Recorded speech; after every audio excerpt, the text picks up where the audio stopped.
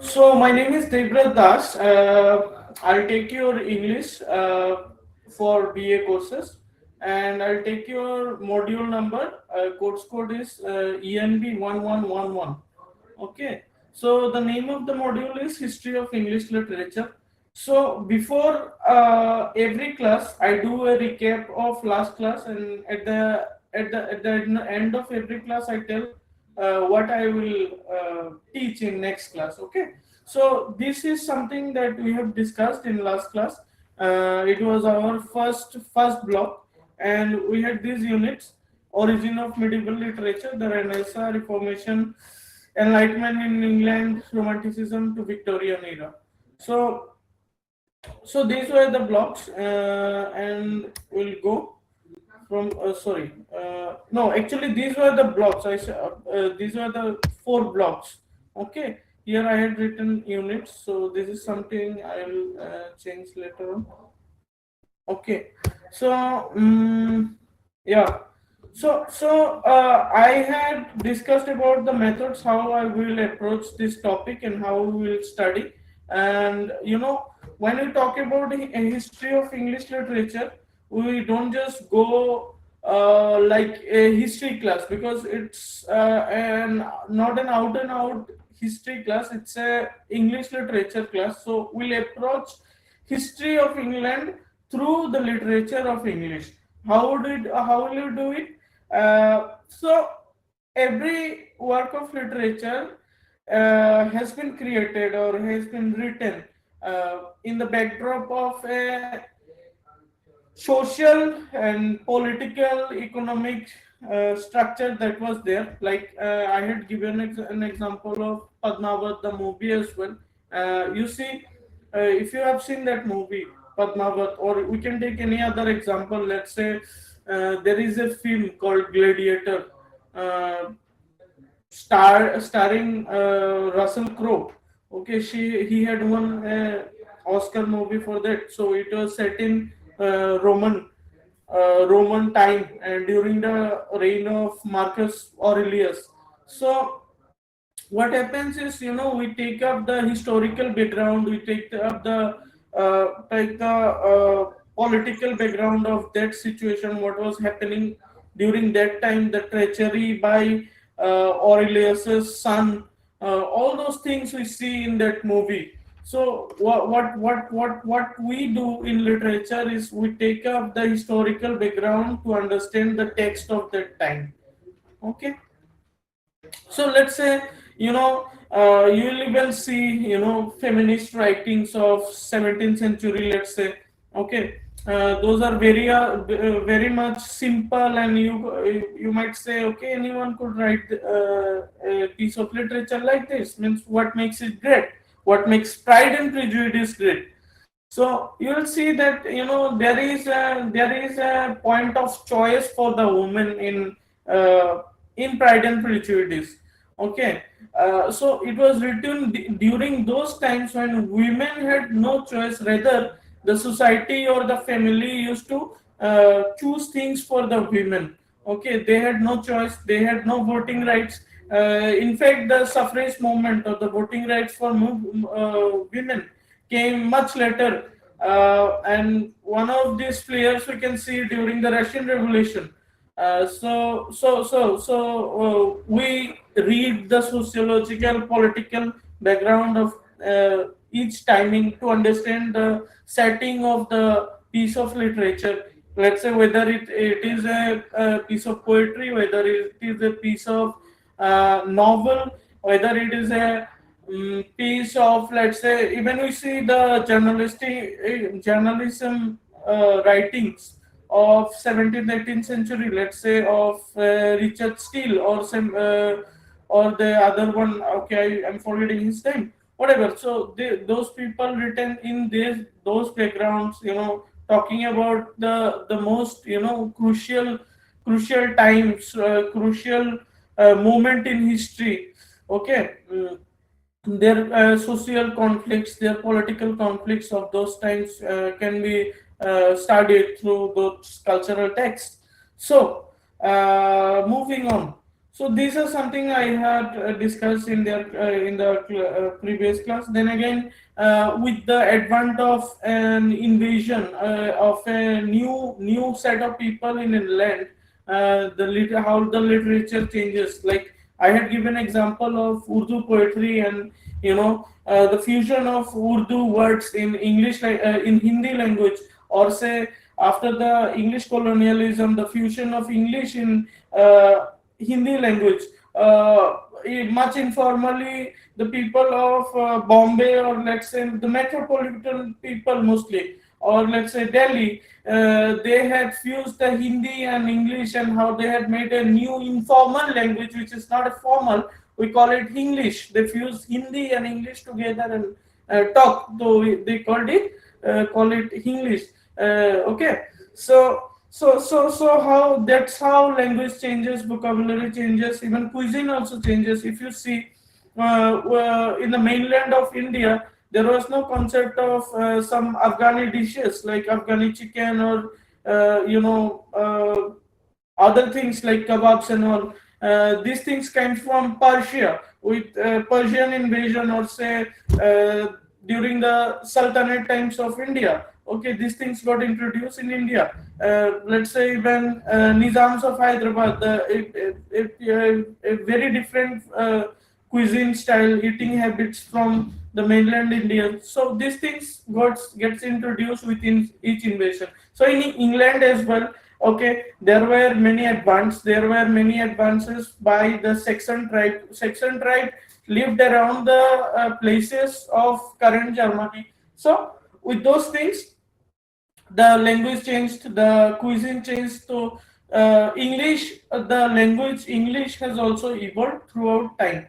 So this was the main topic. So I have talked about many periods here: Anglo-Saxon period, on and with the advent of Norman invasion, and we I particularly talked about a piece of literature called Beowulf, and Beowulf having some features of Christians and heroic features of pagans. Pagans are the non-Christians. So I have descriptively talked about these things in my last class, and the importance of supernatural power, and religion, all those things, So moving on. So today we'll talk about another slide, another block. So I'm sharing my screen.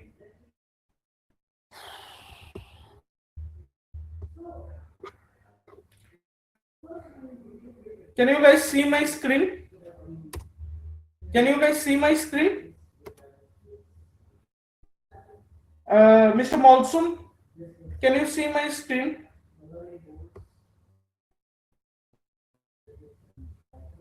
You can unmute yourself and say. Can you see the new slide? No, sir, I can't. You can't. No.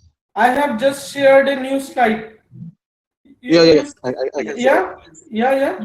So this Yes. is this is It's the that's slide. nice. So today we'll take block number 3. That is your the enlightenment and rise of the novel, and we'll talk about enlightenment as a movement, and we'll talk about how science has a role in it, and how science has evolved with time. People like John Locke and all came with their theories of empiricism, and then there was an advent of scientific uh, thinking in those times. So when we talk about enlightenment, we are talking about a time in the history of United Kingdom.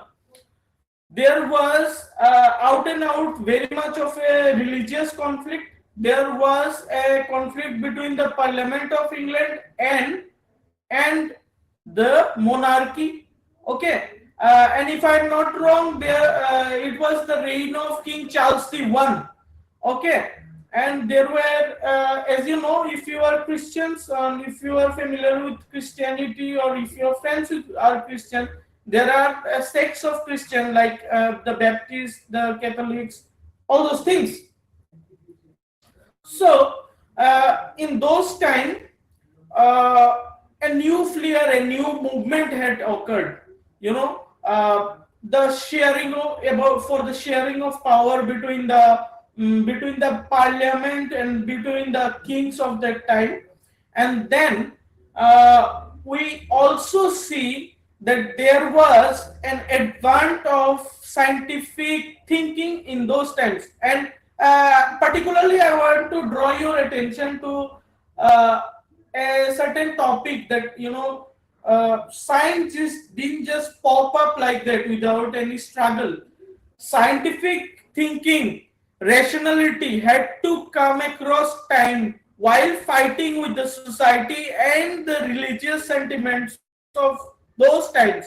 If you remember the case of Galileo Galilei, the scientist, he was imprisoned, and later on he became blind, I think.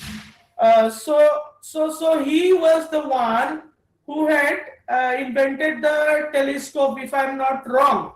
So he was the one of the first persons to say that the planets like Earth evolves around the sun.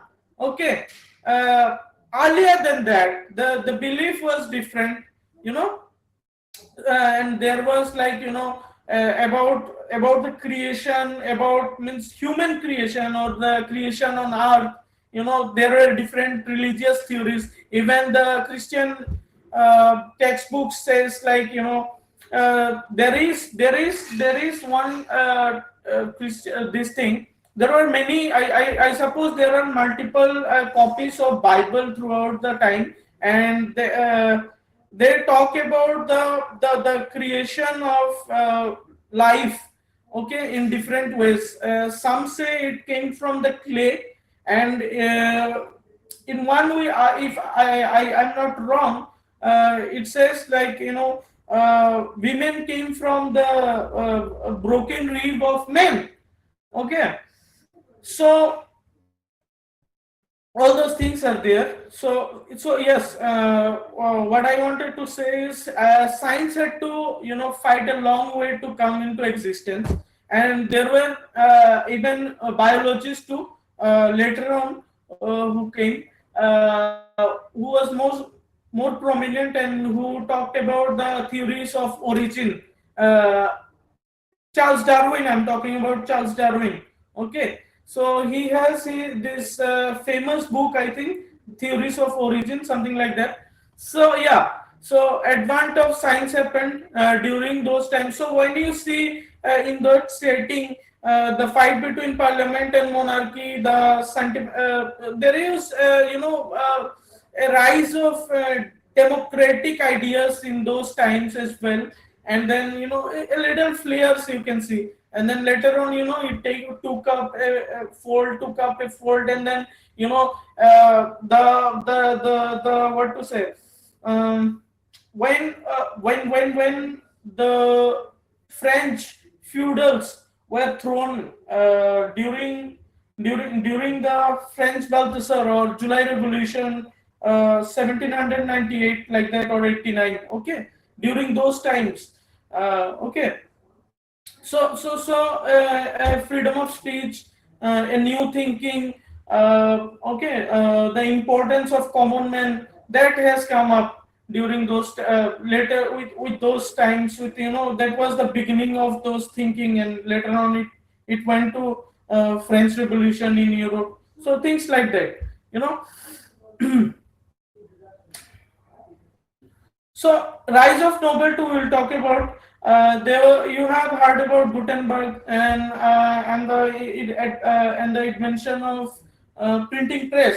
So with these things, actually, the newspapers you read today, okay, the common man who has access to education has come from a mass printing press, invention of mass printing press. Otherwise, the study was an affair of the creamy layers of the nobles of society, right? Noblemen. And it's not just the stereotypical sentiment or exclusion from upper caste and lower caste. It was that there were not enough these things, materials available to all for study as well. So there is another sentiment like that. So obviously people who had access to those things were people who had money, people who had capital, people who had power. Okay, so let's proceed to next slides.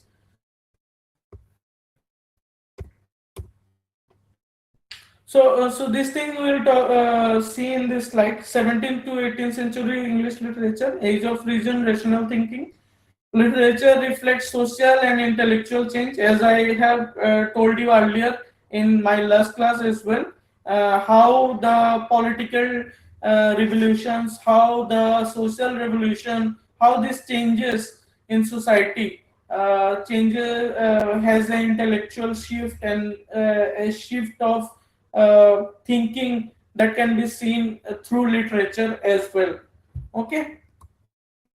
So this is post Civil War England, as I said, the Parliament and the monarchy, and then scientific and political progress. I have already discussed rise of middle class readers. How with the advent of printing press, mass media printing, so those things, and growth of print culture. I have already discussed.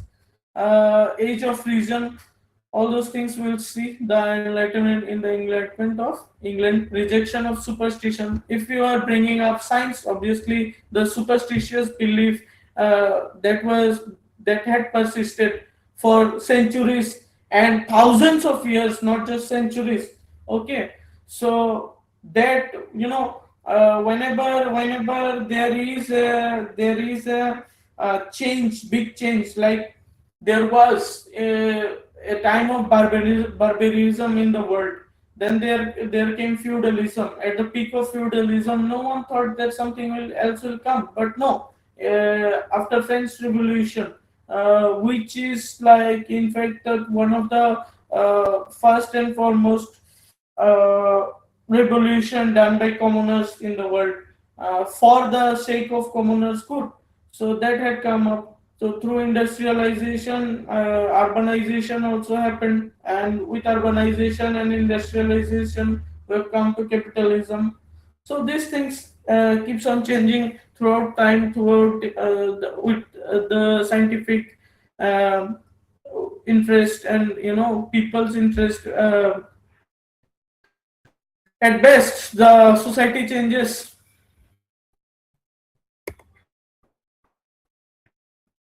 Faith in human reason. What is human reason? And again, it's scientific inquiry, progress and reform. Obviously, if you are breaking stereotypes that has been there for thousands of years, so there will be a sentiment of reform. Okay, education and knowledge. Okay, now people think more empirically. People see the reason behind things, and people don't just ask what, they say how and why. So that's how things have changed. Moral philosophy. Okay, Locke, as I said, he talked about empiricism. Empiricism, like it's a study of reason and seeing things, then examining, observing, and then uh, uh, coming to conclusion of things, so like that. Then we also I've also talked about the advance of science, calculus, and then laws of physics by Sir Isaac Newton, who had lived around those times, I believe 18th century. Okay, let me be sure again.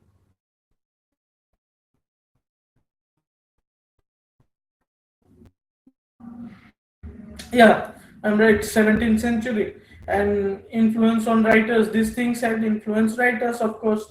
Rational outlook in literature. But again, with the progress, if you go in the Romantic period, you'll see poets like William Wordsworth and William Blake. So there is a contrast between William Wordsworth and William Blake. This was a time of industrial revolution. This was a time of rapid urbanization. So during those time, there is a river in England. It is called Thames. Like we have the Ganges, and we see Ganges as the holy river. We Hindus see Ganges as the holy river. Also, the Thames in England is considered to be holy, and somewhere somewhere people of the English people has some sentiment, or their life importance has been connected to the river things, because each rivers are called the lifelines of civilization. Every type of civilization that have existed from the, let's say, Mesopotamian time, or like our Harappan civilization, all had uh, uh, they had settlements around river, because that was the source of fresh water. And there was a source of food supplements as well. Okay, so these things, and those places around rivers are good for agricultural practices as well. So rivers had a important important place in history throughout civilization. Okay, so these things. And so what Blake wrote about the river Thames is, during industrial revolution, the color of the river Thames had turned to black because of the industrial waste discharge. And he actually saw it like a realist, and he talked about the grotesque position of England at time. There was thefts, there were obviously worker revolution, all those things were there.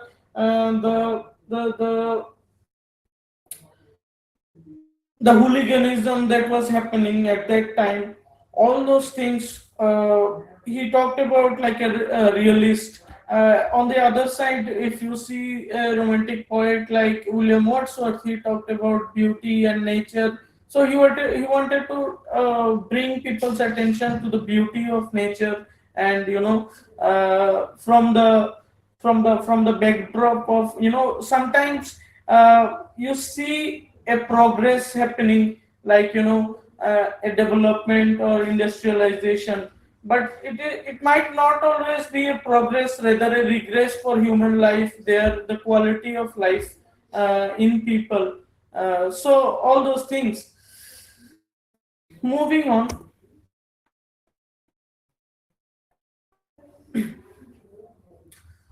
So, Charles the Two, 1660, we're talking about restoration, reaction against Puritanism, emphasis on wit and realism, all those things I have discussed. Features of restoration, comedy of manners, satire, and social criticism. We study about.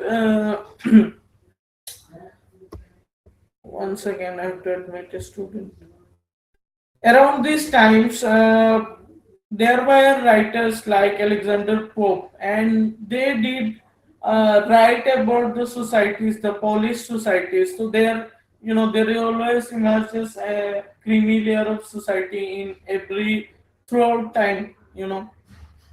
So so certain group of people, they used to stay in a manner, very much polished, very much, which is not realistic, or let's say much glittering, or what they used to stay in, with a lot of makeup and all. You have seen Englishmen, with their caps and with their curly hair, and even man used to put these things, makeups and lipsticks as well.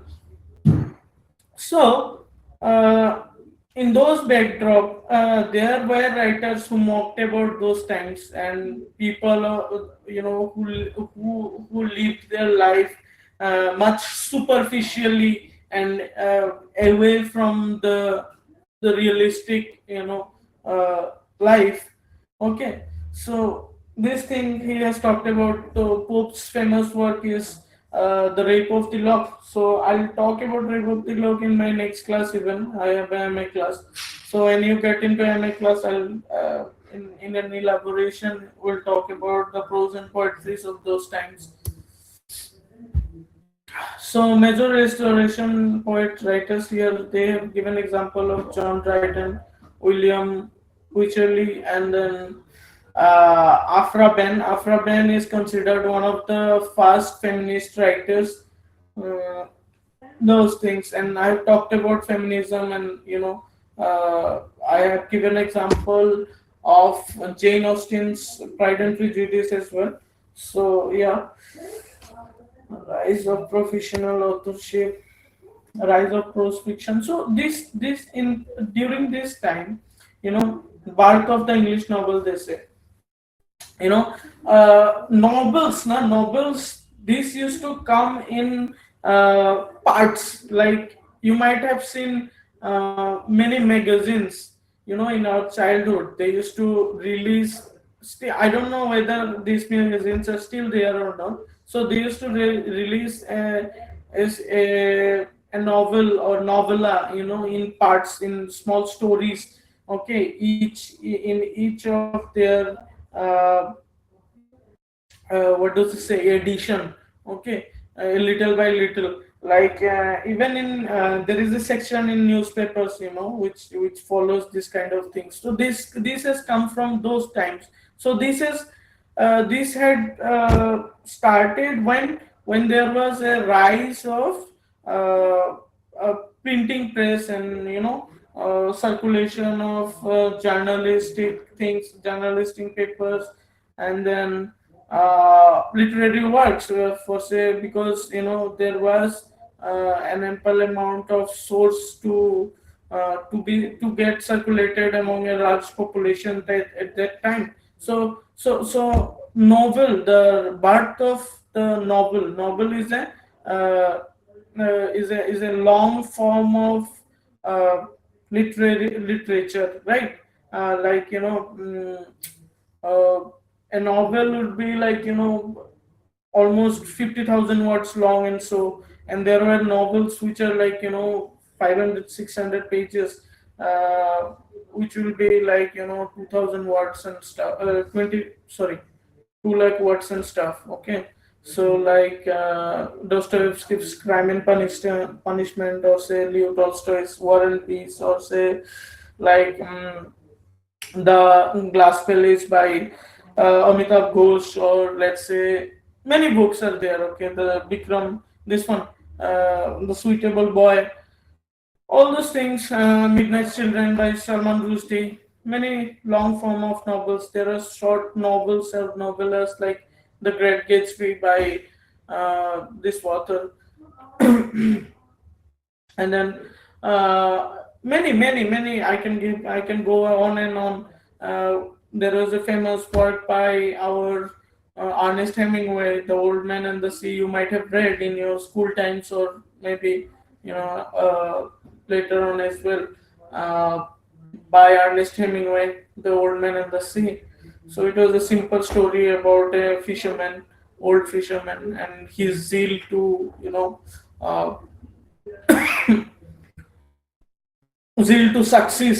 succeed in his job. So that was the thing. So things like that. This is an example of novel, a short form of novel. So these are the examples. So these things I have just now discussed: growth of literacy, printing, public expansion, interest in daily life. I have circulated these slides with you.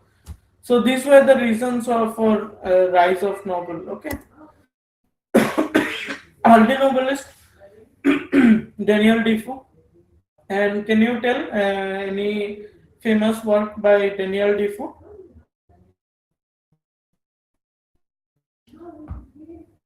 Anyone? Anyone?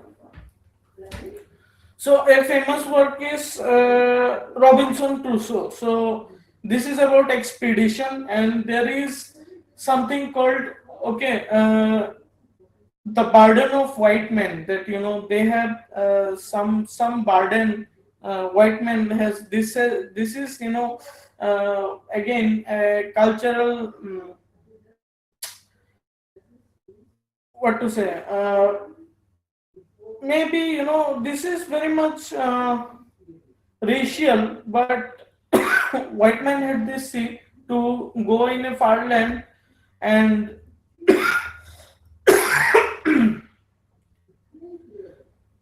they call it, making others more like civilized, civilize other people in other lands. But uh, in the name, in under beneath that veil, what they used to do is, just what to say, uh, oppress people in the other lands, in the name of civilizing them, and use them for their own benefit, maybe financial, maybe all those things. So Daniel Defoe kind of reflects that sentiments of white man's burden and expedition. So sometimes in expedition, when they used to go for the expedition through sea, by sea, because from England you'll go by sea, it's an island. So sometimes they used to fall into things like shipwreck, and they used to get shipwrecked and lost in an island. So this is about Robinson Crusoe and his experiences in a foreign land. Then there were writers like Samuel Richardson, Henry Fielding. So these were the first and foremost writers of novels, novel writers.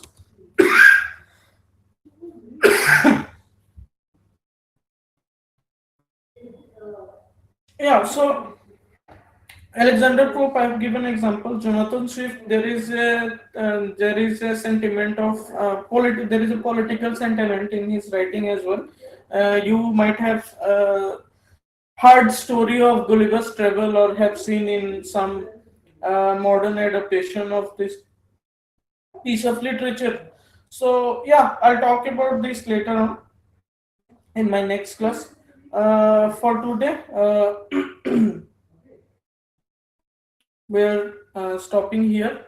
So, any question? Do you have any question around today's class? Anyone?